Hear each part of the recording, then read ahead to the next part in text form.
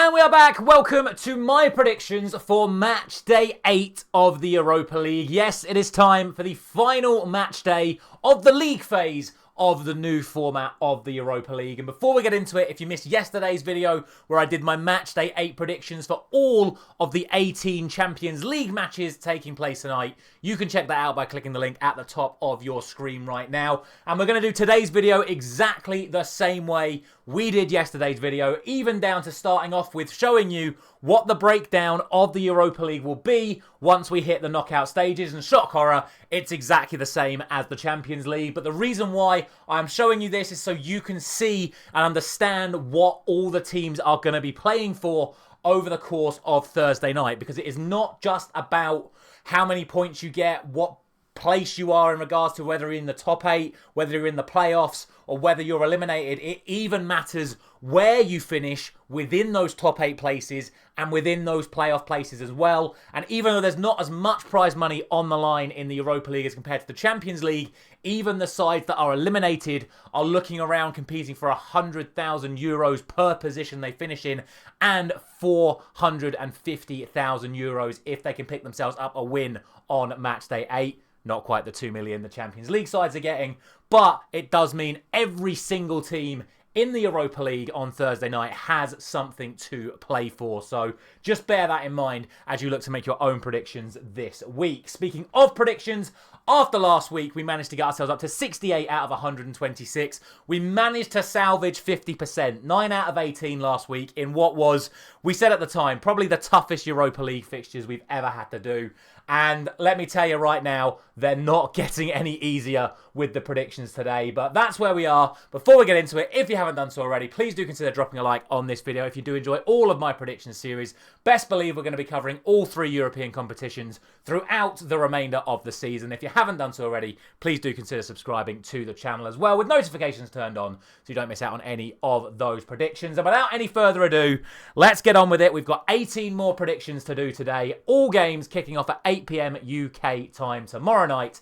And the first of those sees the league leaders Lazio travelling to Portugal to take on Braga. Now, I spoke about teams with everything to play for. This is actually probably the only side in the entire competition that has nothing to play for. And that is Lazio, because they can even afford to lose this match and still finish first in the Europa League standings because they're 3 points clear and have a 7 goal difference advantage over second and third coming into this. So Frankfurt and Bilbao would have to win and overhaul a 7 goal different margin to catch Lazio, even if Lazio lose this game. So that means that Braga, who simply have to win, actually have a pretty good opportunity to do so because Lazio have no need to put emphasis on this game, especially since Lazio lost to Fiorentina at the weekend, which has put their spot in the Champions League for next season in Serie A in jeopardy. So I think their priority is going to be their Serie A game away. I believe it's to Cagliari at the weekend. So I think that's where their focus is going to be, which means Braga have essentially been left with an open door here to pick themselves up a victory, which could, it doesn't even guarantee it, but could give them a spot in those playoff places. In terms of injuries and suspensions, both sides actually have 2 players suspended for this. Braga are without Carvalho and are without Bruma. Lazio are without Zaccagni and Ravella. But as I said, I'd expect Lazio to make wholesale changes for this game anyway. And if I haven't hinted at it enough over the course of this prediction, I'm actually going to go for Braga to get the win that they desperately need. And I'm going to go for a 2-1 win to Braga, which, like I said, will probably mean that Lazio still top the table anyway. On to the chasing pack then, and second place we find Eintracht Frankfurt on goal difference from Bilbao, and they are travelling to AS Roma, a massive, difficult fixture for them. Roma, of course, actually beat the league leaders Lazio in Serie A a couple of weeks ago, but it is actually mathematically possible that one of Frankfurt and Bilbao could miss out on the top 8 places, despite being second and third respectively. Even though FCSB are playing Manchester United and they're both currently in the top 8, there is a world where every single one of the other teams win, Frankfurt and or Bilbao lose, and they could drop out because Manchester United and FCSB are the only teams at the top playing each other. So there is still pressure on Frankfurt to deliver in this game. And look, Roma are doing pretty well at the moment. They are in a good spot. They've got Paulo Dybala back from injury. They did, however, lose last week to AZ Alkmaar, which was a real dent in their chances of progressing as a whole, because if you look at their position, they're 21st. They're hanging into a playoff spot at the moment. They can't reach the top 8, but they need a result in this fixture, otherwise they're at risk of dropping into the elimination zone. As for Frankfurt, even though they did win last week in the Europa League, they did lose their last away match in the Europa League and then drew to fellow Europa League side Hoffenheim in the Bundesliga at the weekend. And of course, their superstar, Mamouche, has made that move to Manchester City. So, again, it leaves the door open for the home side with arguably much more to play for. Gives them a chance of getting the result. And as with the opening fixture, I'm going for that result, and I'm going for 2-1 to Roma. In third place, we find Bilbao, and they are taking on Victoria Plzen. We've already spoken about the commentations for Bilbao because they are identical to those of Frankfurt. As for Plzen, they are going to be looking to build off of that incredible 2-0 victory over Anderlecht last week. They are safe from elimination, and they're only 2 points off the top 8. So there is a genuine opportunity here for Victoria to get themselves into those top 8 places, especially if they can get the result against Bilbao. And let's be honest, Bilbao have not been great over the past few days. A 4-1 defeat in the Europa League last week to Besiktas, and then a 0-0 draw against Leganés at the weekend. So it's not looking great in terms of their form. For Plzen, they've got Cech Suare as a potential injury doubt, but other than that, there are no fresh concerns for either of these two sides coming into this match. If it was the other way round, I think I'd probably be going for a Plzen win here, but I think with Bilbao still knowing that they need to get some sort of result to guarantee themselves a spot in the next round, for the third prediction out of 3 in this video, I'm going to go for a 2-1 win to the home side. Now we have what is arguably the biggest match of the week. It is between two sides in the top 8. It is FCSB, Steaua Bucharest, what they were formerly known, taking on my club, Manchester United. And both of these sides are going to be coming into this, I think, full of confidence. For Steaua, what a performance it was again for them last week, getting another victory in this competition over Qarabag, which has seen them go into this automatic last 16 position as things stand. For Manchester United, it's 4 wins out of 5, 4 wins in a row in the Europa League, and 4th place in the Europa League at the moment. In terms of injuries and suspensions, there are no fresh concerns for either side, although both sides are still missing some players, the likes of Kirikesh, the former Spurs player, missing for Steaua, and for Manchester United, obviously the well-documented injuries to the likes of Luke Shaw, Mason Mount, etc. But the starting lineup should not be affected. Based on how both of these sides tend to play, it's been a case of very much absorb and counter for both of these sides over recent weeks, certainly for the home side in this competition. And for Manchester United, you saw it again against Fulham. They're very cautious in their approach play at the moment as Amorim looks to try and instill more clean sheets onto the side. For me, this is a toss-up between 0-0, 1-1 or a 1-0 win either way. I just think with it being an away fixture for Manchester United, it could prove to be a little bit more difficult than some people may suggest. So I'm once again going to go for a 1-1 draw. I fully expect Manchester United to win, and I'm going to be disappointed when I do my post-match reaction if United don't win. But I've done my homework. I do think this is going to be a really tough game. And of course, with FCSB desperate to get themselves at least some sort of result to keep their top 8 chances alive, they're definitely going to have to go for it at some point, because a point won't be enough for them to get the top 8, but a win will. We'll see. I think it's going to be a 1-1 draw.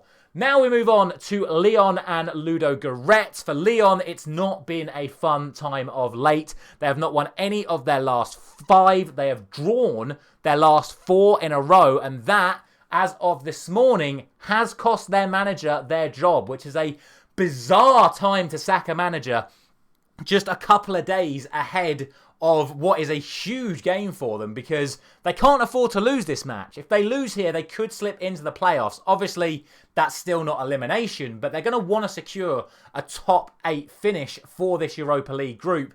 The good news is they're playing against the Ludogorets side, which Okay, they could finish as high as 28th, and as we spoke about at the start of the video, there's a lot of prize money for finishing as high as possible, but they are already eliminated. They are having a tough run of things at the moment, and even though there are no fresh concerns for either side coming into this, I just don't think Ludogorets really have what it takes to get a result here, especially now that Lyon are going to have that new manager pomp that they always talk about in professional football. So I think with a fully fit Lyon side available, with them being at home, with them needing a win to guarantee that top 8 spot, you realistically have to go for a Lyon victory here.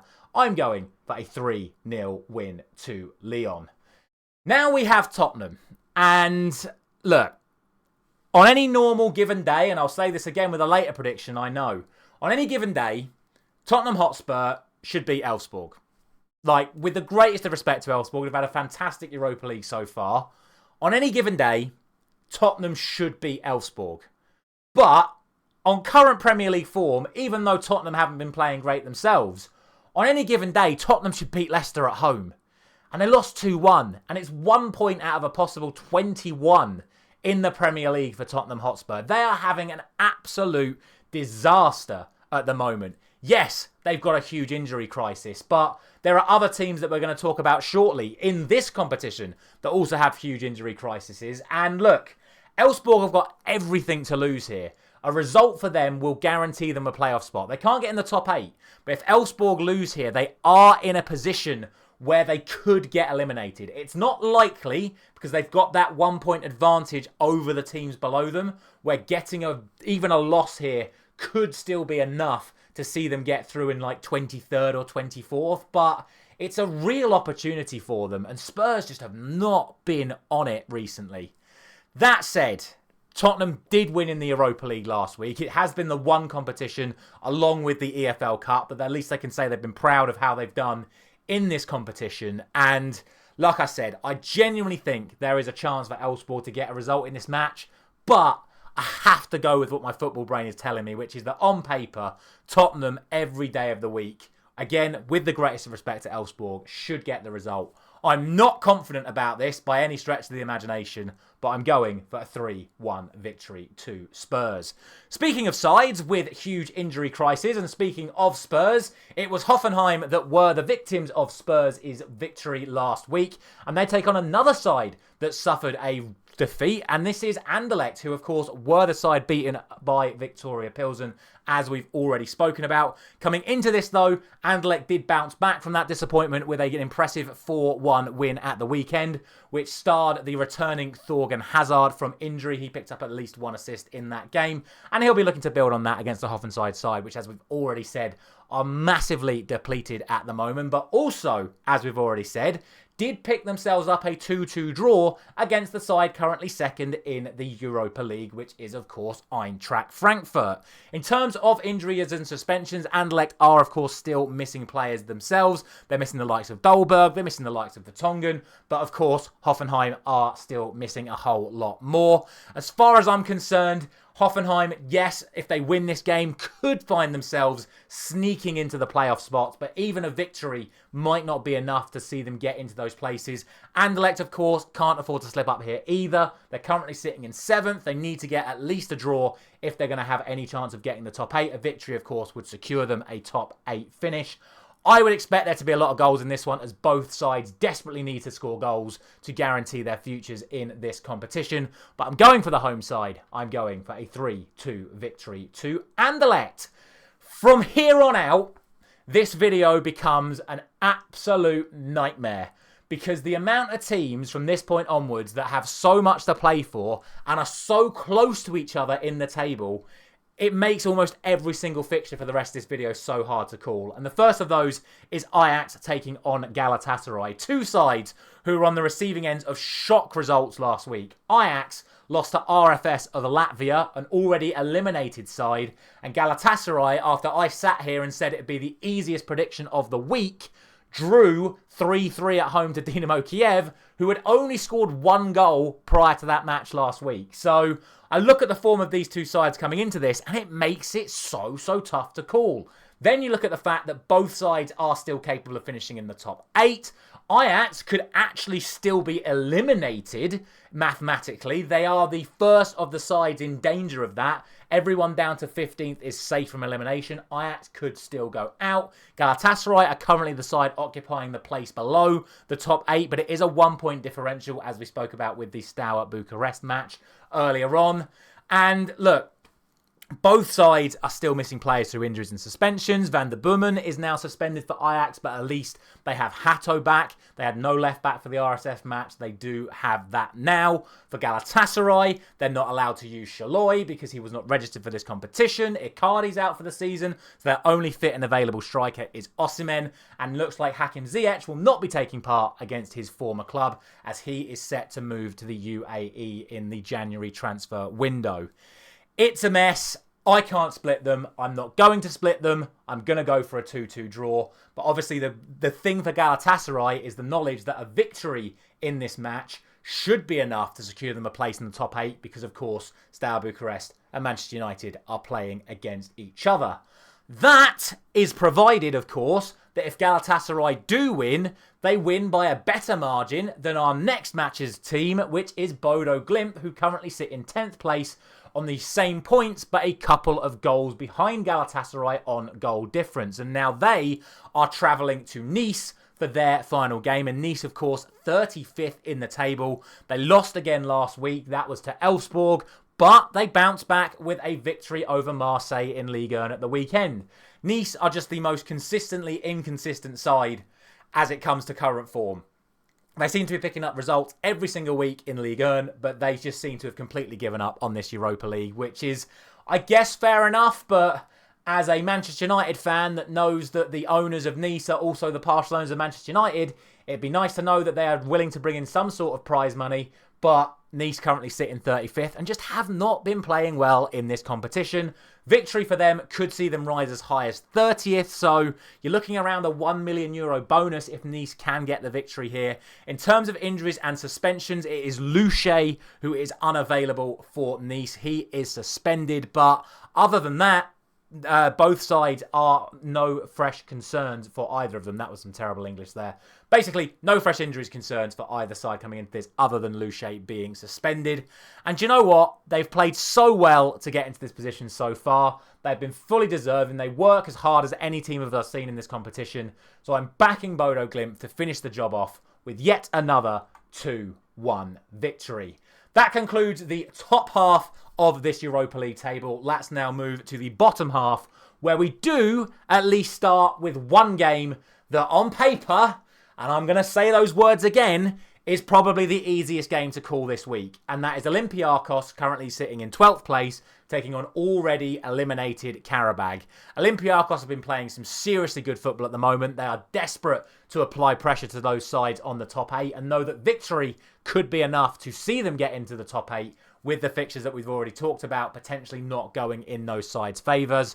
For Qarabag, it's just been defeat after defeat for them in this competition, losing at home again, this time to FCSB last time out, and then they even backed that up by losing at home domestically in the Azerbaijani League at the weekend. So they are seriously off it at the moment. Meanwhile, Olympiacos continue their incredible unbeaten run, which saw them win away at Porto last week as well. For me, it's just Olympiacos' game to lose. They have Bottis suspended, which could be a little bit of a whatever, but I just don't see it really mattering too much. The only other thing that I would say that goes in Qarabag's favour for this match is that these two sides met just a couple of years ago in the 2022 Europa League.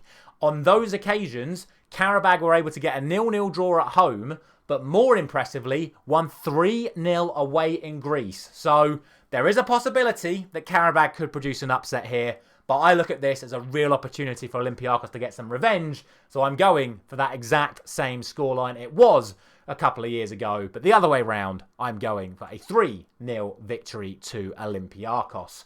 Speaking of sides that met in 2022, our next two sides also met in 2022, which is Rangers and Union Saint-Gilloise. However, they did not meet in the Europa League. They met in Champions League qualifying, and on both occasions, the victors were the home side, but it was Rangers that came out on top 3-2 on aggregate, with every single goal in those two matches being scored by the home side.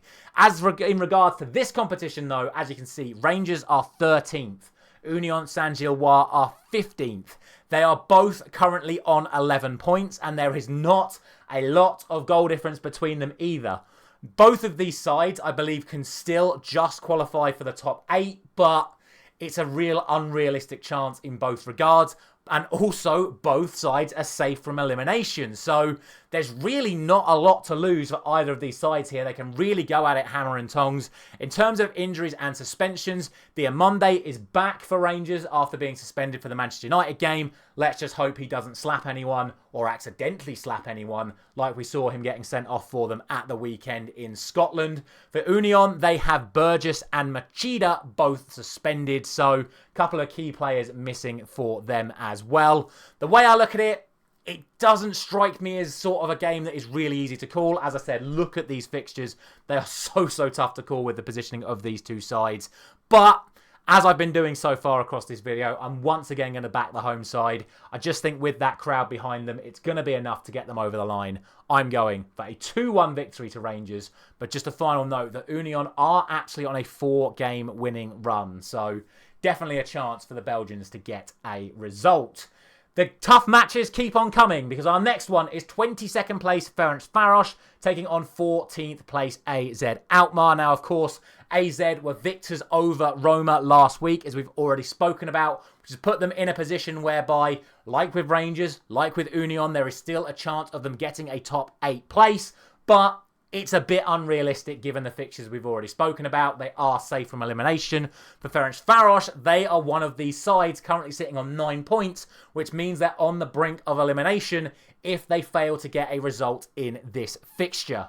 The good news for them is that AZ Alkmaar's really good 12-game unbeaten run actually came to an end this weekend when they lost 3-1 at home to Sparta Rotterdam in the Eredivisie. A really poor result for them, and they didn't make changes with this game in mind. They played their first team and just flat out lost to Rotterdam at the weekend. So that might give Ferencvaros a little bit more confidence, and boy, they're going to need it after getting on the receiving end of a couple of hammerings in the last 2 Europa League match days.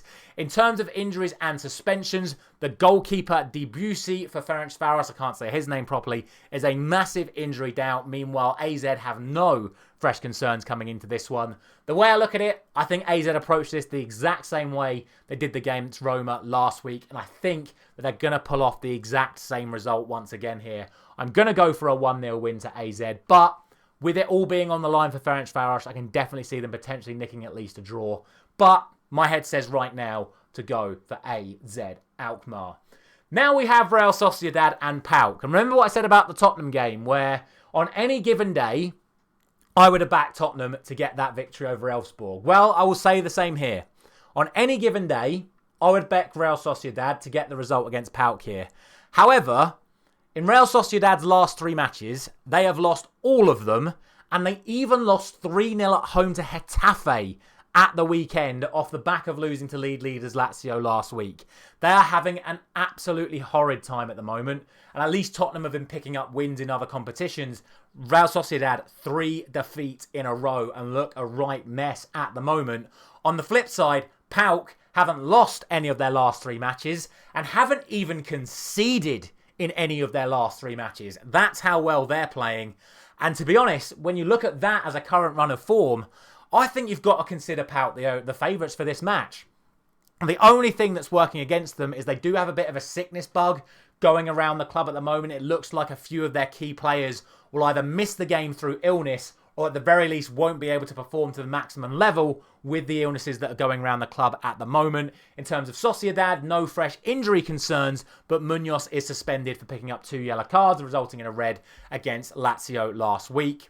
Mathematically, both of these sides could actually still be eliminated, or should I say, one of these sides could still be eliminated with the other one being safe, depending on the result. But again, it's highly unlikely. Neither of these sides can get into the top 8. So basically, they're just playing for playoff position in this match. And I look at it right now, and I really do think that the most likely scenario would be a draw for this match. So that's the way I'm going to push it. I nearly went for 0-0, but I'm going to go for a 1-1 draw for Sociedad and PAOK. And here we go again. 19th place Midtjylland take on 23rd place Fenerbahce. Now, the good news for Midtjylland is they have a 1-point advantage over their opponents. But as we've already spoken about with the sides on 9 points, Fenerbahce are teetering on the brink. Neither of these sides can actually afford to lose this match. There is still a world where Fenerbahce win here and Midtjylland get themselves relegated. For Fenerbahce, though, it is must win because failure to win, even a draw, could potentially still see them get knocked out here. But the good news for them is that they are actually unbeaten in all of their last 8 matches. They do have Amrabat and Osayi Samuel both suspended for this and are still without first choice goalkeeper Livakovic. But as we spoke about in last week's predictions, Midtjylland are still carrying a fair few injuries from their winter break into this Europa League. And even though they won 2-0 against Ludogorets last week, they are still sort of, getting back up to speed after their winter break, where Fenerbahce are playing every week and they're 8 games unbeaten. For me, I think this is Fenerbahce's game to lose, even though Midtjylland are the home side and the side higher up in the table. I can't see Jose Mourinho allowing this one to slip away. I'm going for a 2-1 victory to Fenerbahce. Sticking with former Manchester United managers in charge of clubs in Turkey, we look to Ole Gunnar Solskjaer's Besiktas now as they look to take on FC Twente in another humongous game, as Twente currently sit outside the playoff spot in 26th place and Besiktas currently occupy that last playoff spot in 24th.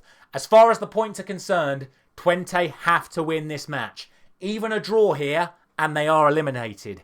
If Besiktas lose, they will go out to Twente taking their spot. So Besiktas simply cannot afford to lose, but also a point might not be enough for Besiktas either, with sides below them playing against each other as well, and the likes of, as we speak about already, the sides in and around them playing against each other as well. So there is no room to slip up for Besiktas in this match. Now, of course, they were able to beat Bilbao last week, and they're now on a run of 7 games unbeaten. For FC Twente, it was another decent performance from them last week, but they did rely on 2 penalties to get the result against Malmo, and outside of that, they've really not been on a great run of form. In terms of injuries and suspensions, neither side have any fresh concerns coming into this, and in fact, Gabriel Paulista could be back for Besiktas as well, which would be a huge boost to their defence.